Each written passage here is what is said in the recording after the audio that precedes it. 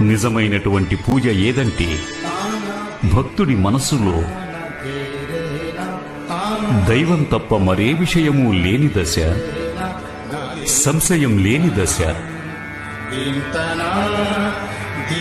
భక్తిలో భక్తునికి ఉండవలసిన విషయం ఏమిటంటే తను తన దైవము ఒక్కటేనన్న భావన. ఏ భక్తుడి భావనతో ఉంటాడో అతడు భక్తిలోని ఇతర మార్గాలను సైతం గౌరవిస్తాడు.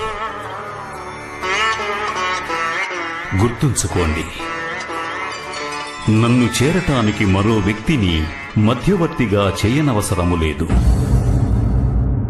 ఎందుకంటే భక్తుడు తన మనసు యొక్క పవిత్రతచే నన్ను చేరుకొనగలడు. భక్తుని మనసు చంచలమైనప్పుడు అతడు మరొక వ్యక్తి మధ్యవర్తిత్వంతో అచంచల మనస్కుడు ఎలా అవుతాడు? మనస్సు పవిత్రంగా ఉంటే వారికి మధ్యవర్తి అవసరమేముంటుంది? నన్ను ప్రార్థించటానికి ప్రేమ నిండిన హృదయం ఉంటే చాలు.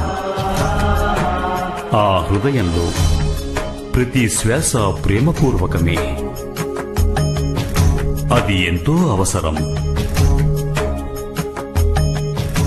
అది సంభవం కావాలంటే అన్నిటికంటే ముందు తనను తాను ప్రేమించటం నేర్చుకోవాలి. తనలో తాను ఐక్యత పొందటం నేర్వాలి. ఏ వ్యక్తికైనా తన మనసులో వెలసిన దివ్యత్వం కనిపించకుండా ఉంటే తను ఎదుటి వ్యక్తిలోని దైవత్వాన్ని ఎలా గ్రహించగలడు?